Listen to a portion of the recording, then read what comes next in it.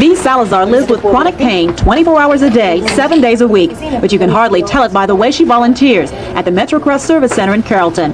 The center provides emergency assistance, food, and money for rent and utilities. Bea helps in any way she can, working with those who come in for help, translating for those who only speak Spanish. Bea knows what it's like to need help. She came to the MetroCrest Center herself 5 years ago when she was down on her luck. Her back was injured in a job-related accident, and her benefits were tied up in red tape.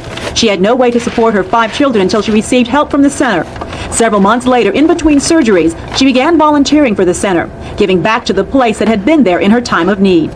A lot of people would say, well, I know how you feel, but they really don't. They don't. And I can understand the people, whether they're in pain or whether they need assistance with food or rent money. I have been there. I have been there. That's why Bea works through her personal pain. Sometimes the pain is so bad, Bea says she can't get out of bed. Other times, she is able to volunteer up to 25 hours a week.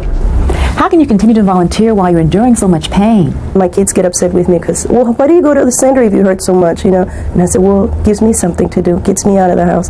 Because I feel I'm not a lazy person. I've never been a lazy person. I need to do something. I need to be busy. Bea Salazar, helping others build up their lives despite the pain in her own. When it comes to kids, it's hard to tell who belongs to Bea Salazar and who belongs to others in this Carrollton apartment complex. Oh my goodness, my baby got hurt, my baby got hurt. But Bea claims all kids and has started a program dubbed simply Bea's Kids. Bea started the after-school program in 1990 to help low-income youngsters raise their self-esteem and grades. Bea is very helpful because she always helps us with our homework, and Bea is very nice, and I really love Bea. And Bea works hard for the kids. She convinced the MetroCrest Village Apartments to let them use an empty unit. She also rounded up volunteers to donate time, money, and goods. Bea does all this despite constant lower back pain from a work injury. It gives me a reason to live. That's what it is. It keeps me going.